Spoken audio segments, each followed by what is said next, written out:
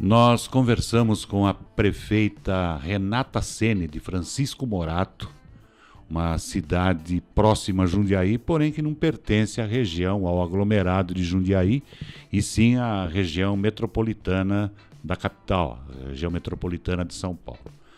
Prefeita, você parece que nunca tinha se envolvido em política. Chegou a ser vereadora, a ocupar algum cargo assim? Não, a minha trajetória na política, ela se deu através do meu trabalho. Eu tenho pai vereador, é o 3º mandato, mas não necessariamente se transitava no campo da política, embora eu seja uma militante de políticas públicas e eu gosto muito do envolvimento. Mas não, realmente, nunca foi a primeira vez, e a primeira vez foi para a prefeita. E já conseguiu assim se eleger de primeira, quer dizer, não passou por a escala, não natural, mas a escala costumeira. Vereadora, 1 mandato, 2, vou fazer meu nome, depois vou a prefeita. Você foi direto disputar uma eleição a prefeita? Eu fui direto disputar uma eleição a prefeita. O convite foi muito rápido do partido, foi por conta de um projeto, por conta de um trabalho. E aí a gente topou o desafio, fez com qualidade, com propriedade, e aceitamos o desafio e ganhamos uma eleição. A sua formação é professora e assistência social. E você fez um monte de cursos, pelo que eu li já no seu currículo. Você chegou a dar aulas ou trabalhou mais em assistência social? Eu cheguei a dar aula, a minha primeira formação é o magistério. Na ocasião, o magistério era um curso que você, logo nos primeiros anos de magistério, você já podia lecionar. Então, aos 17 anos, eu já assumi uma aula. Aos 17 anos? Aos 17 anos, eu comecei a trabalhar na Prefeitura de Francisco Morato, como professora. E a partir daí eu comecei a lecionar, me efetivei como professora e depois teve um concurso para assistente social, me efetivei como assistente social e a partir da assistência eu fui fazendo outros cursos que eu entendia que eram necessários para agregar na minha profissão, não necessariamente para a parte política. Então, por exemplo, eu sou assistente social, eu fui fazer psicopedagogia, porque eu queria entender como é que a gente poderia desenvolver projetos para as crianças com dificuldades na educação. Depois eu fui fazer administração pública, porque eu trabalhava como gestora da política de assistência social, eu queria entender os trâmites de recursos, sobre administração. Depois de um período eu fui trabalhar no fórum, eu fui assistente técnica, e aí eu fiz 1 ano e meio de direito, porque eu queria entender a linguagem jurídica. Só que nesse intervalo saiu o meu mestrado e eu fiz a opção pelo mestrado. Ou seja, sem qualquer rasgação de seda, você procurou se informar sobre o que você não sabia. Você reconheceu o seu limite, quer dizer, eu não conheço isso. Eu vou me aprofundar sobre o assunto. E eu gosto muito de estudar, sempre gostei. Então, estudar é um prazer. Então, por exemplo, eu tiro férias para estudar. Eu tiro férias para fazer um curso. Eu gosto muito, eu acho que é um hábito importante, eu acredito que isso agrega valor e nada é em vão, né? Hoje, todos esses cursos certamente me ajudam na execução de ideias, na execução de projetos, na construção de políticas públicas. Não é uma ação isolada da assistência, mas como eu tenho educação, eu tenho norte na administração pública, então isso me ajuda a nortear o que a gente deseja dentro da política em Francisco Morato. Bom, aí em 2016, você foi candidata a prefeita, primeira eleição que você disputou. Você conseguiu quantos votos e quantos são os eleitores de Morato? Em Francisco Morato, nós, na ocasião, eu acredito que eram 116 mil, hoje atualmente é 121 mil eleitores. 80% dos votos, teve uma abstinência, eu consegui 23.518 votos. O suficiente para... 29, alguma coisa, 30% dos votos da cidade. Bom, e aí no dia 1º de janeiro de 2017, você sentou-se na cadeira da prefeita com uma caneta na mão. Como você encontrou a cidade? É uma mistura de sentimentos, né? Porque quando você está na rua, você está com a população, e embora a minha trajetória de assistência social, eu conheço a cidade inteira de Francisco Morato. São 20 anos atuando como assistente social. E é nessa oportunidade que você consegue conhecer os casos, as casas, as famílias. Então, um pouco do conceito do que é a cidade de Francisco Morato você tem. Geograficamente, historicamente, eu sou nascida em Francisco Morato, eu sou moratense. A minha família está em Francisco Morato há 90 anos. Antes de se tornar cidade. Antes de se tornar cidade. O meu avô, ele cuidava da linha, né, entre Santos e Jundiaí, então ele que cuidava de uma parte da linha. Então, uma das primeiras casas foi do meu avô, um dos primeiros carros foi do meu avô, a primeira TV que teve na cidade foi do meu avô. Então você tem televizinho, né? Aquela que a vizinhança inteira via para assistir. Perfeito. O meu pai cobrava doce das crianças para assistir 5 minutos de TV. Nossa, ele criança, chamava uma amiguinha, você quer assistir TV na minha casa? Vai ter que trazer uma bala. Tinha um coisas pedágio. Assim. Tinha um pedágio, né? Mas isso ele conta com muita alegria. E então você acaba tomando para si as dores da cidade. E principalmente como assistente social, isso traz grande responsabilidade, não só pela formação, mas a formação te traz uma responsabilidade a mais, que é entender o que acontece na cidade, o sofrimento das famílias. Então, é um misto de sentimentos. Você fica alegre por ter a oportunidade de ser gestor de uma cidade que você nasceu, que você deseja o bem, e a responsabilidade que isso traz. A cidade tem uma população que não é pequena, uma cidade de grande porte. A gente estima 200 mil habitantes. E a gente sabe que perfil é dessa cidade, né? De trabalhadores, de famílias em situação de risco, pessoas vindas de todo lugar do Brasil. Eu costumo dizer que Francisco Morato representa muito o que é o Brasil, a realidade do nosso Brasil. Pessoas que se instalaram na nossa comunidade porque na década de 80 é que deu um grande boom imobiliário. E aí, como o município não se planejou para essas famílias, as famílias se arranjaram da maneira que podiam. E é uma estratégia de sobrevivência, a gente respeita isso. E é isso que a gente quer dizer para as famílias, que a gente quer estar ao lado delas na situação que elas estão. Eu acho que a grande gestão pública é isso, entender essa questão e estar com essa população. E quais as estratégias que o poder público deve traçar com essas famílias? Porque você não tira as pessoas da cidade, monta a cidade e traz as pessoas. Você tem que criar mecanismo, trocar o pneu com o carro em andamento. Reformar a casa morando nela. Então é um misto de vontade de fazer muitas coisas, mas ao mesmo tempo uma carga de responsabilidade que é cansativo sim, mas a gente tem tanta vontade de acertar que eu tenho certeza que a maneira que a gente está planejando a cidade tem que dar muitos resultados. Essa vontade que a gente tem. Bom, Morato, a gente tem visto aí que está uma cidade que não para. Você está mexendo em tudo lá. Sim. É meio corajosa até. Mas você brigou aí por uma coisa e conseguiu. A estação de Morato é a baldeação da linha 7, né? Da Rubi. Exato. Da CPTM. É o antigo trem de subúrbio. Pois é. Panela de pressão, não sei se você lembra disso. Sim, lembro. E aquela estação estava um caos, né? Um caos. E você arrumou um enguiço no bom sentido, você cobrou, encheu bem e conseguiu a reforma, é isso? Eu acho que a estratégia foi exatamente essa mesmo. O governador, na ocasião, ele não podia me ver. A estação de Francisco Morato, né? Esse é o assunto? Governador. O deputado visitava a cidade. E Renato, como tá as coisas? Está bem, mas eu preciso de um favor. A estação de Francisco Morato. Tanto é que o consórcio, que é presidido por prefeito de Caieiras, eu sou a vice-prefeita, tem o Kiko, tem o prefeito de Mariporã, a prefeita da Lete, a gente formou uma frente em favor da estação de Francisco Morato. Então, foram várias as tratativas, as estratégias, até que o governador se sensibilizasse, não que ele não era sensível a isso, mas que ele percebesse a importância da estação para Francisco Morato e para a região e para a linha Rubi, porque a nossa linha é centenária. Tem uma história, são 36 mil trabalhadores que saem de Francisco Morato. Quer dizer, uma riqueza de mão de obra que presta serviços de qualidade para a Grande São Paulo. E eu sei que a Estação Nova vai trazer um novo perfil para a cidade, assim como aconteceu em Franco da Rocha, que está acontecendo em Caieiras. É necessário que a nossa região não fique solta dentro da região metropolitana. Nós somos a última cidade da região metropolitana, mas parece que a gente é um recorte da Grande São Paulo, né? Então a gente não pode, a gente tem que se posicionar. E essa agenda que foi muito produtiva, foi educada, foi com indicadores. eu ganhei no dia 2 de outubro, a eleição foi dia 5, né? Não foi dia 2, foi 5 de outubro de 2016. No dia 30 de novembro de 2016, já estava falando com o governador.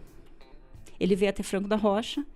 Eu falei com o prefeito, Kiko, me arruma 5 minutos com o governador. Ele me colocou numa sala, eu conversei com o governador. Eu fiz um vídeo para mostrar para ele qual era a situação de Francisco Morato em relação à estação provisória. Ele assistiu o vídeo, ele nem terminou de assistir, e a partir dali ele começou a disparar vários telefonemas. E hoje a gente tem a estação em plena construção. E tem previsão de inauguração? É uma obra grande, é uma obra que ela dura 3 anos e 75% da obra ela é subterrânea. É uma estação moderna, é uma estação que ela prevê 5 escadas rolantes, então tem toda uma metodologia de trabalho. Estilo aeroporto. É, estilo aeroporto, é sim. Tem uma passagem, né? É muito linda a estação. Eu acompanho diariamente o projeto, né? Diariamente. É o olho do dono que engorda o porco, né? Parou a obra? Não parou. Hoje ela está em 18%. Não vai parar, está dentro do orçamento. E eu acho que isso vai trazer dignidade, a população merece. Ela vai falar com a Lia Rubi.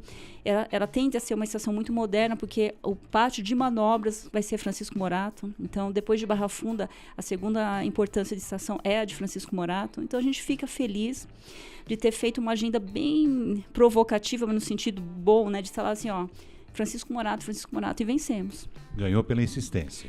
Ganhamos pela insistência. Morato também tem seus problemas, e você, como assistente social, conhece, vive esses problemas. Vocês inauguraram aí esses dias um centro de abrigo para as pessoas em situação de rua, é isso? É um centro POP, ele é um local de acolhida para as pessoas em situação de rua. Na verdade, nós insistimos muito, claro que pela minha formação, tem um viés, naturalmente, só que a gente se preocupa muito com as famílias em situação de risco. Porque hoje, a Morato tem várias demandas. Ela vai ter na saúde, ela vai ter na educação, ela vai ter na assistência social, mas, de fato, e principalmente em infraestrutura. Você acompanhou que eu tinha 13 dias de governo e Morato ficou numa situação de risco, a 1,80 m embaixo d'água, né? E a partir dali a gente começou uma luta muito grande para que Morato voltasse a ter uma estrutura que suporte essas chuvas, e está acontecendo através de muito investimento e muito projeto.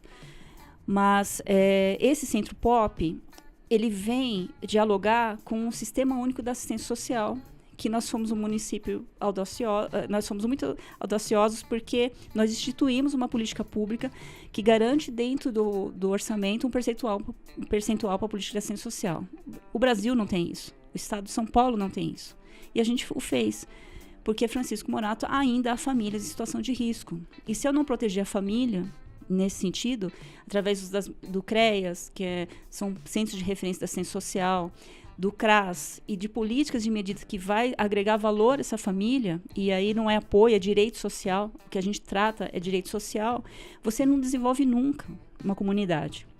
Então, a educação, ela tem que falar com a política de assistência social, ela tem que falar com a saúde, para que a gente, com o pouco orçamento que nós temos, agregar valor para essa comunidade e, principalmente, proteger. Proteger as mulheres, proteger as crianças de situação de risco. São os mais vulneráveis. São os vulneráveis e de fato, há muitas situações de violência doméstica, abuso sexual. E isso me preocupa muito, porque uma família que ela está sujeita a isso, não há política de educação e política de saúde que vá sanar essa dor. Então, nós temos que proteger a comunidade. Então, a gente vem adotando um mecanismo de conferências, conselhos municipais, pessoas da sociedade civil que venham dialogar com o poder público a dizer assim, o que está acontecendo na nossa cidade? A gente tem que estar aberto a isso. Nós fizemos o primeiro PPA participativo da história de Francisco Morato. Foi uma demanda bem assim, eu falei, nós vamos fazer, porque a gente se comprometeu quando a gente pediu voto para as pessoas. E a gente foi dialogar com a comunidade e falar assim, Francisco Morato é assim, ela tem isso de orçamento. Por onde a gente vai começar? Quanto é esse orçamento?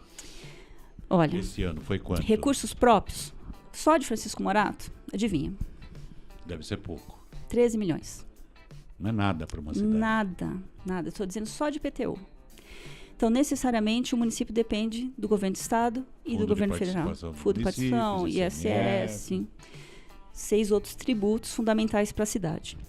Mas só de arrecadação não paga o lixo da cidade. Então, o que a gente fez? Chamou a comunidade para uma conversa. Por onde nós vamos começar? E foi muito rico. E vocês elegeram prioridades. Através da demanda da população. E qual foi a primeira? 100% dos votos, a UPA. A UPA, na cidade, a gente chama de esqueleto, né? A gente acabou... ter a UPA parada, é uma obra que estava parada há mais de 8 anos. Cada hora era uma desculpa, a estrutura não é boa, tem pendências, tem isso, tem aquilo. 100% da população votou que a população necessita daquele mecanismo de proteção na área da saúde. E a UPA está saindo. A UPA está saindo. Segundo, o esqueleto. Você que frequenta a região, se observar, entrou na cidade de Francisco Morato, à sua direita tem Seria o restaurante da família, uma coisa assim? Não, esse é outro esqueleto. Outro. O esqueleto, que era um restaurante, virou uma creche. Sim, já foi inaugurada, né? Não, Ou a creche, agora em janeiro, a gente entrega para a comunidade. E uma outra grande demanda, que 100% da população, ela dizia como vergonha da cidade... É um prédio de 11 andares, um esqueleto que foi abandonado, que seria a prefeitura, depois não podia ser, enfim, agora vai ser a prefeitura. A prefeitura, ela não é sede própria ou não é? Ou não, nós temos 2 espaços alugados, não garante acessibilidade, não é um espaço administrativo coerente, né, é separado. Então a gente entende como estratégia, a prefeitura não consegue se impor impor no bom sentido, né? Identidade pública, dizer assim, esse é um órgão que representa a prefeitura de Francisco Morato e é lá que você vai encontrar todos... Um passo de verdade. Um passo de verdade. Então... É passo municipal nesse sentido, né? A gente deu um passo no sentido um passo no sentido de restabelecer a organização pública para aí sim ir dialogar com a sociedade, dizer é possível não, Renata sozinha, não poder público sozinho, mas eu penso que se a administração pública se demonstrar coerente, é possível fazer adesão da população. No primeiro ano foi muito difícil, eu confesso a você, porque a gente executa o orçamento do anterior. E aí você executa e aí você tem várias limitações. E a participação das pessoas foi fundamental porque hoje ela percebe, eu votei para que a UPA desse resultado, está acontecendo. Eu votei que aquele esqueleto que seria um restaurante fosse uma creche, ok. Então vai evoluindo esse diálogo com a comunidade, que é essencial. E o piscinão, está quase pronto? O piscinão pode ser considerado pronto, ele está... E resolve o problema de enchente? Nossa, resolve. Na verdade, Francisco Morato, ela é uma bacia, né? Sim, é um vale. É um vale. Ela é um vale. Então, o piscinão teve uma segunda chuva em março. A gente teve a primeira chuva em 13 de janeiro e a gente teve a segunda chuva no dia 12 de março. A segunda chuva, o piscinão já estava limpo, ele segurou 60% da água. Se não fosse o piscinão, seria uma segunda tragédia, sem dúvida. Agora, nós estamos na fase de, digamos, de maneiro, né? Agora nós vamos para uma pimentinha, né? Mas de leve. Você tem bom contato no governo do estado e você conseguiu também uma universidade virtual lá, né? Eu consegui uma universidade. Univesp. Quantos cursos são? Lá são 3 cursos. 3 cursos, mais ou menos uns 200, 300 alunos? 150 alunos. 150 alunos. Já estão cursando. Pedagogia, engenharia da comunicação, da produção, perdão. É um curso maravilhoso. O governo do estado ele é assertivo quando ele leva para os municípios uma universidade de qualidade, com professores de qualidade. O curso é maravilhoso. Eu acho que foi uma estratégia perfeita. É um curso... Eu sou muito fã desse projeto. E pelo que eu soube, você já está pedindo para ter mais curso por lá, né? Sim, estou pedindo para ter mais curso. É possível. O município organizou espaço, o município fez adesão e se estruturou. E a maioria dos alunos é da cidade. Eu achei que seria da região, é aberto, né? Mas 98% dos alunos são de Francisco Morato e isso me deixa numa felicidade. Que é uma oportunidade tanto de formação sem dúvida. Custo, né? E você acredita que por mais que a gente tenha divulgado, ainda existem pessoas que não sabem que o município tem uma universidade pública de qualidade dentro de Francisco Morato? Não sabe ou não quer ficar sabendo também, né? Mas a gente aproveita esses canais de comunicação para dizer, vai ter vestibular e a gente sempre vai falar para a população, mas é um belo curso. Não levando para o lado político, até porque a gente está num momento meio delicado. É. Qual é seu relacionamento com o governo estadual depois da saída do Alckmin, agora com o Márcio França? É bom? Você sabe que eu não sei se é a maneira que eu atuo, eu chego muito respeitosamente com as instâncias de governo, seja qual for. Mas especialmente com o governo de São Paulo, eu sempre me senti muito acolhida. A estratégia de resolver o piscinão, nós tínhamos recursos parados sem prestar contas do município desde 2008. 10 anos. Então, e aí o recurso do FUMEF, que é um recurso que é direito do município, o município não apresentava projeto desde 2015. Então, os prazos já estavam esgotados. Eu estive na presença do governador e falei, governador, eu preciso de mais um prazo, se o senhor me der essa oportunidade, eu apresento os projetos. Isso foi feito dentro da lei, da transparência. Apresentamos o projeto, deu tudo certo. Nós recuperamos o governo em 2015, 2016, 2017, já estamos apresentando em 2018 e em 2019 o primeiro projeto vai ser o de Francisco Morato. Então, eu me senti sempre muito bem acolhida, independente da questão partidária, eu não sei, eu me senti respeitada. Então, como estratégia de governo, eu acho que a gente foi super assertivo e deu certo. Eu me senti acolhida. Bom, Morato vai ter UPA, mas não tem hospital lá, né? Nós temos uma Santa Casa. Uma Santa Casa. Temos. E a prefeitura tem participação de alguma forma? Tem participação. Eu posso dizer para você que basicamente 100% é subsídio do município. Tem a transferência do Estado, mas sim, o município tem. Tem uma unidade. Além da Univesp, tem cursos profissionalizantes? Nós temos uma ETEC que é muito boa, é comparada com a de Franco. Lá, Morato é impressionante. Tem estudantes que já estão fora do país, nas melhores universidades do mundo, formados na ETEC. ETEC é outro grande próprio público estatal que é incrível, né? Forma mesmo. É uma coisa de qualidade. Qualidade. Bom, nós falamos sobre saúde, falamos sobre estrutura e segurança.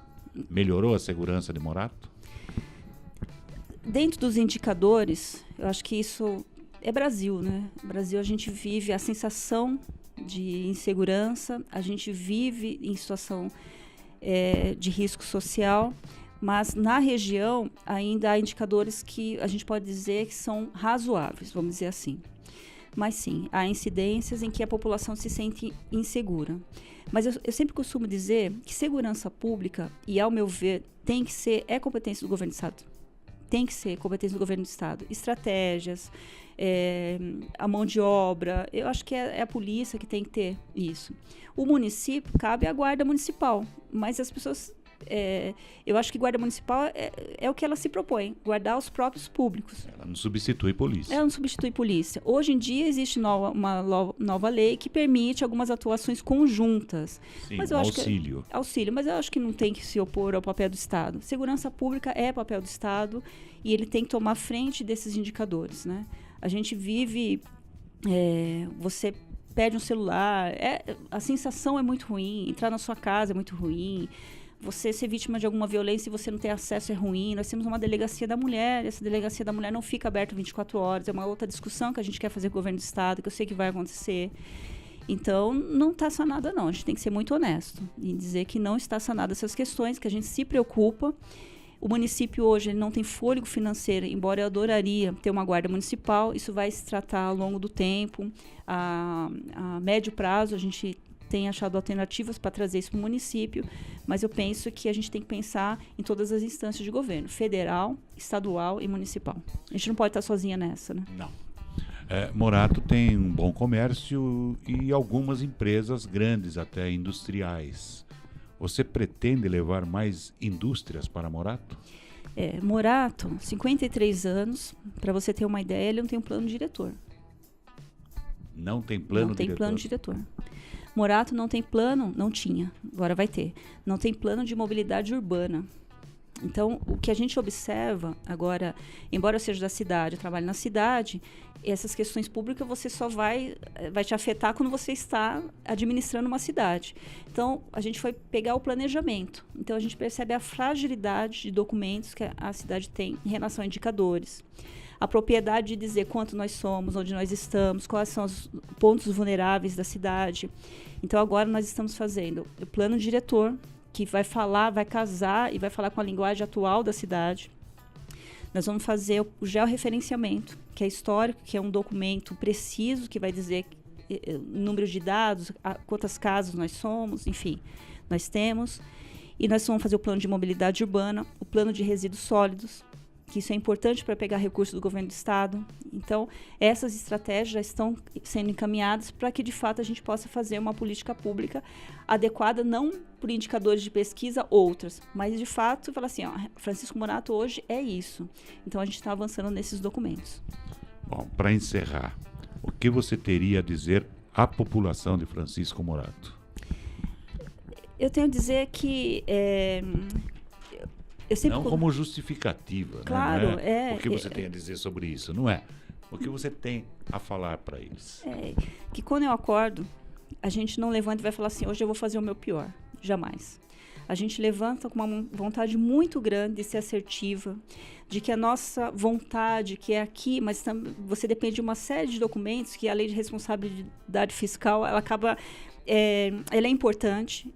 Ele é importante como mecanismo de controle social, mas eu penso que eu não posso, por exemplo, você vai lá e prefeito, resolve essa situação agora. Não posso.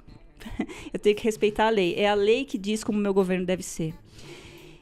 De dizer que a gente tem muita vontade de fazer um governo participativo, com olhar a quem mais precisa, ser assertivo. Eu não quero fazer governo para um grupo de pessoas, eu quero fazer governo para uma cidade inteira. Para isso, a gente tem que adotar estratégias que vai dialogar com o comércio, porque serviço e comércio é forte. Você acabou de me perguntar da área de indústria. Nós não temos indústria em Francisco Morato. Nós temos 4 referências, mas ainda são pequenos. São importantes, mas são pequenos. Então, serviço e comércio é muito boa em Francisco Morato. Mas ela consegue agregar 13% de mão de obra dentro do município. Então, eu quero dialogar com essa população e dizer que a gente vai fazer o nosso melhor. Que eu tenho certeza que provando, por exemplo, Francisco Morato hoje, antes respondia um processo que não respondia ao portal da transparência. Eu acabo de receber uma carta do Ministério Público Federal dizendo que Morato atende aos quesitos do portal da transparência. Isso, quanto gestor, é um título de grandeza no sentido de dizer assim, o município pegou 23 milhões de dívida, depois mais um valor, no total de 43 milhões, e hoje entra com superávit de 7 milhões. Significa que o fôlego financeiro da prefeitura está adequado. Nós estamos pagando nossas dívidas, não há atraso. A gente deu 7% de aumento para os funcionários. Claro que eles merecem muito mais, mas a região não deu isso de aumento. Então, a gente vem adotando medidas que vai proteger a administração pública e vai devolver isso em grande serviço para a população. Ok. Esta foi a prefeita Renata Ceni, de Francisco Morato, pertinho de Jundiaí, aí no meio da linha 7, a linha Rubi da CPTM, que não por acaso, pelo trabalho que ela já tem mostrado e feito, não por acaso ela está de manga arregaçada como sempre, né? Você está assistindo Novo Dia TV.